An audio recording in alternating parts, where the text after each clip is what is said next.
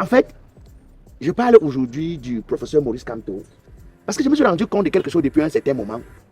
Même si on me dit quoi, ce monsieur doit avoir quelque chose qui relève de la divinité. C'est-à-dire, il doit avoir un truc qui n'est pas un truc simple.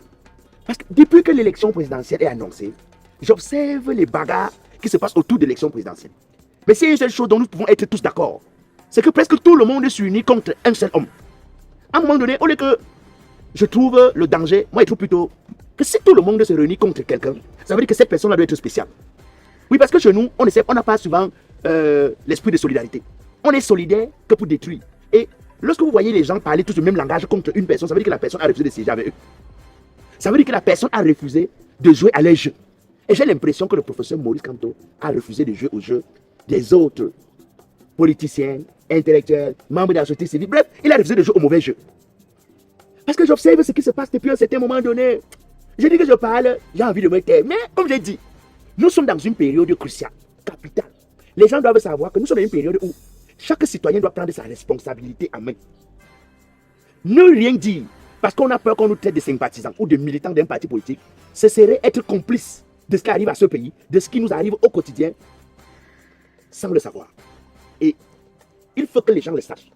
Nous sommes à une période où chacun doit prendre une part de responsabilité. Nous sommes à un tournant où chacun doit dire sa vérité. Parce que se taire, c'est se faire complice. Parce que nous sommes à une période où ne pas agir, c'est accompagner la méchanceté dont les Camerounais vivent depuis plus de 40 ans. Chacun doit pouvoir prendre une petite part de responsabilité. Donc je vois trop de choses se manigancer, trop de choses s'organiser, je vois trop de petites choses. Et puis, j'ouvre ma tête, j'essaie de prêter l'attention, je dis, mais attendez un peu. Ce pays-ci, nous on le connaît. Nous on le connaît. Parce qu'au quotidien on le subit, au quotidien on le vit. Ce pays-ci, nous on sait comment les gens agissent. Les gens sont tellement dans les intérêts personnels que quand dans ce pays tu vois un groupe de personnes se mettre ensemble pour une cause, il faut savoir qu'ils ont beaucoup plus un intérêt personnel qu'un intérêt commun. Et c'est ce que j'observe depuis. Vous allez vous rendre compte que certains intellectuels, parce que chez nous, d'abord je voulais vous expliquer, qu'est-ce qu'on appelle intellectuel chez nous? Chez nous, un intellectuel, c'est quelqu'un qui mange dans l'assiette de l'État, officiellement ou officieusement, et qui vient sur les plateaux tous les dimanches, détruire ceux qui veulent qu'on change le système. Ou alors celui qui veut qu'on change le système. C'est-à-dire que chez nous, les intellectuels, c'est pas nécessairement, le côté intellectuel n'est pas nécessairement ta capacité à avoir des connaissances. Hein. Non, c'est les diplômes. C'est-à-dire que l'intellectuel chez nous, c'est celui qui a les diplômes. C'est pas celui qui connaît. Tu n'as qu'à aller voir les dimanches sur les plateaux de débat pour comprendre qu'en fait, ils sont intellectuels parce qu'on les donne les titres de docteur, de professeur, mais pas parce que, en réalité, ils produisent de la connaissance. C'est ça. Et donc, chez nous, on a donc cette catégorie d'intellectuels qui mangent officiellement ou officieusement dans la caisse. Et qui fait le sale boulot. C'est-à-dire qu'il ne va jamais venir débattre sur les vrais problèmes du peuple camerounais. Tu ne vas jamais le voir sur un plateau. Il va venir parler des problèmes d'électricité, des problèmes d'eau. Non. Il vient servir son client. Il vient travailler pour son client. Il vient rendre service à son client. C'est ça les intellectuels chez nous. Et donc, on s'est rendu compte que depuis un certain moment donné, ce qu'on appelle entre parenthèses intellectuels au Cameroun, ils s'arrangent tous à tirer sur le professeur Maurice Kamto. Ils s'arrangent tous à dire comment il y a quelque chose qui ne va pas sur le professeur Maurice Kamto. Au point où j'ai envie de me poser la question, serait-il un véritable problème pour le pays ici? Mieux que ceux qui ont conduit le pays où nous tout connaissons, mieux que ceux qui ne nous ont pas garanti l'eau, l'électricité, la route. Je pose des questions pour comprendre. Alors il y a chez nous, depuis que l'élection a été annoncée, il y a une autre catégorie qu'on appelle membre de la société civile. Qu'est-ce qu'on appelle membre de la société civile au Cameroun? C'est-à-dire c'est quelqu'un qui avait rêvé avoir un titre représentatif, mais comme il n'a pas pu, il porte donc ça pour se consoler avec. Tu vois? Et chez nous, ceux qu'on appelle les membres de la société civile, ils sont souvent dangereux plus que les poux. Enfin, certains, parce qu'il y en a quand même qui se disent, mais la majorité, ils sont dangereux plus que les poux.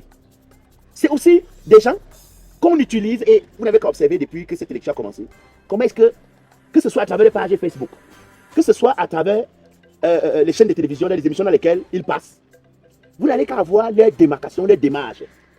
C'est-à-dire, vous avez l'impression que c'est des commerçants qui viennent faire le bail à Mselam pour celui qui a payé. Mais malheureusement, comme d'habitude, ils font tous le marché contre un seul client qu'on appelle le professeur Maurice Kamto. Alors, c'est-à-dire, observez très bien ce que je dis. Les membres de la société civile chez nous, qui sont en réalité censés être des personnes neutres, qui ne luttent que pour le bien-être de la communauté, sont devenus des gens qu'on utilise en pleine période préélectorale ou une période électorale. Et on les voit, pour les reconnaître, c'est pas compliqué. Ils vont tout faire. Ils utilisent des arguments tellement pauvres, des arguments tellement faibles, des arguments en réalité qui ne transmettent que la haine, la méchanceté envers un seul candidat qu'on appelle le professeur Maurice Kamto. Souvent, tu as envie de te demander tout ça pour ça. Après, tu regardes même les vies au quotidien, c'est misérable. Il n'y a rien de consistant pour que tu dises que, bon, peut-être qu'au moins, ça peut justifier le sale boulot. C'est-à-dire, chez nous, au Cameroun, la grandeur d'un homme, c'est qu'il a une petite voiture, qu'il porte des beaux habits. Voilà. Voilà ça à quoi? À chaque fois qu'un homme se lève pour dire que je veux la rupture, on n'aime pas la rupture chez nous. À chaque fois qu'un homme se lève pour dire que trop c'est trop, il faut qu'on passe à autre chose.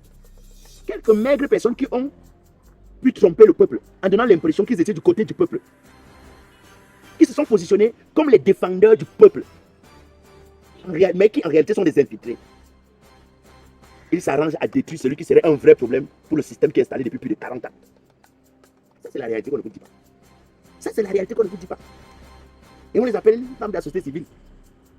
Alors, il y a une troisième catégorie chez nous qui s'arrange à détruire le peuple fatigué du manque de système éducatif acceptable. Le peuple fatigué, épuisé du manque d'eau. Le peuple épuisé du manque d'électricité. Cette catégorie-là, ce sont ces opposants. Vous allez vous rendre compte que tous ces opposants s'opposent contre un seul opposant, qui est le professeur Maurice Kamto. Souvent, j'ai envie de me taire, mais je dis, mais attendez, si je ne dis rien, je serai complice. Si je me tais sans rien dire parce que j'ai peur qu'on dise que je suis militant, je suis pour sympathisant, je serai complice. Si je souhaite que le Cameroun, qu'après 2025, que nous ayons une autre république, que nous ayons une république où la justice sera le mot d'ordre, où l'injustice sera bannie, que nous ayons une république où quelqu'un ne va pas se permettre de sa position pour nuire aux autres.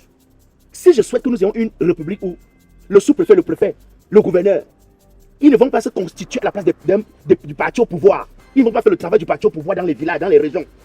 Il faut que je dise ça.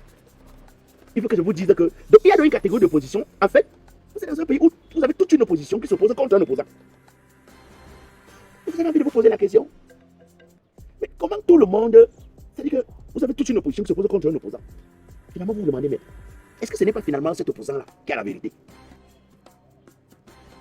Le fait que tous conspirent contre le professeur Maurice Kamto, je ne vous mens pas. Chaque jour, au moins, mon amour et mon admiration pour le professeur Maurice Kamto.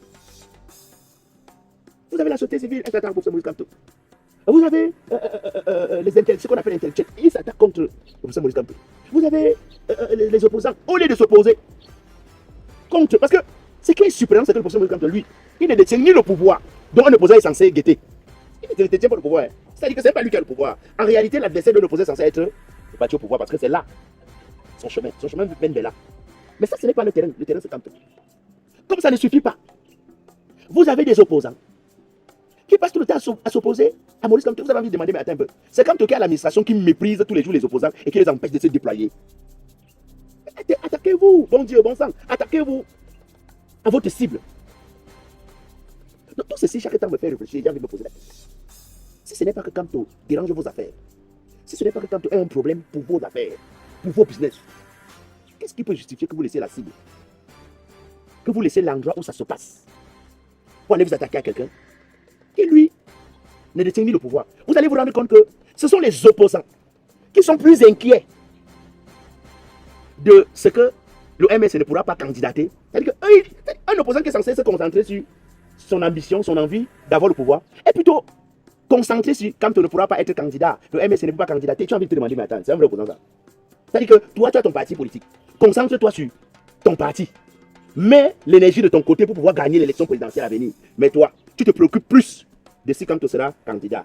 De si la loi dit que le MS va candidater. Ça te regarde à quoi? Tu n'es ni militant ni sympathisant. C'est quoi ton problème? Si ce n'est pas que tu es un chargé de mission, si ce n'est pas qu'on t'a envoyé faire la lutte. Tu avais posé la question un jour ici que pourquoi à la veille de chaque élection, les gens nous ramènent toujours les mêmes mots, le tribalisme. On essaie d'opposer le Bamileke contre le Béti contre le Bassa contre l'anglophone. Ça, c'est la peau des élections. C'est la peau de chaque élection. C'est quoi l'intérêt?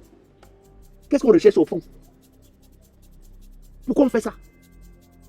En fait, on fait tout pour dire au Banganté que je suis qu'il ne faut pas que j'oublie que mon frère Nyadi Fendi est la deuxième personnalité de cette république et que pour ça, je dois rester proche pouvoir. C'est-à-dire que je dois voter ce qui ne me garantit ni l'eau, ni la lumière, ni l'électricité, ni le travail, ni rien. Et souvent, je leur pose la question.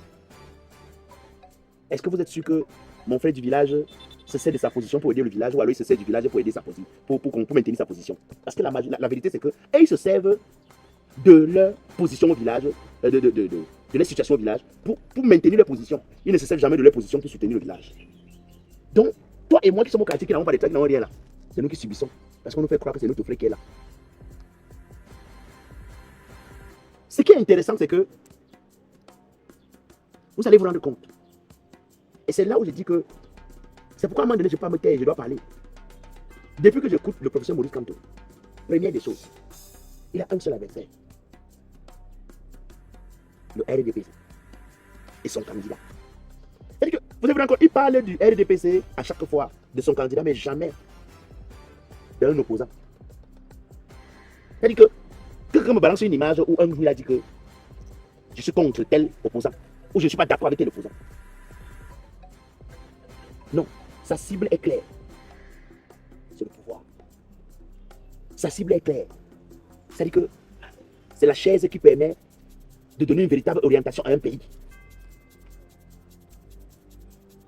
Donc moi, je voudrais encore dire à ceux qui se laissent manipuler, aux esprits faibles, qui se laissent embrouiller. Moi, j'ai toujours dit aux gens, ce n'est pas parce qu'aujourd'hui vous avez dit quelque chose qui parle à l'avantage du peuple, que demain vous avez le droit de manipuler le peuple sans qu'on ne vous ramène à l'ordre. Zéro. Zéro. Le peuple idiot bête est passé. Aujourd'hui, le peuple camerounais est éveillé. Les souffrances ont réveillé le peuple camerounais. Les difficultés du peuple ont permis au peuple d'être éveillé. Ce n'est plus possible. C'est-à-dire que le sens de discernement d'un Camerounais aujourd'hui doit lui permettre à chaque fois de se dire, si tous parlent mal contre un, ça veut dire que celui-là est la bonne personne. C'est vous qui avez poussé mon admiration pour pousser mon exemple. C'est vous qui avez poussé mon admiration pour ce monsieur. Pendant que vous avez un candidat qui, tous les jours, parle de programmes politiques, je compte faire telle chose. Il rencontre les hommes de culture, les hommes de la technologie, les hommes d'affaires. Il rencontre les enseignants. Enfin, il rencontre ceux qui constituent la République pour parler des problèmes de la République.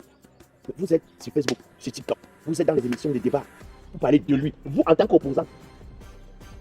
J'ai envie de me poser la question. Est-ce que vous n'avez pas un autre problème?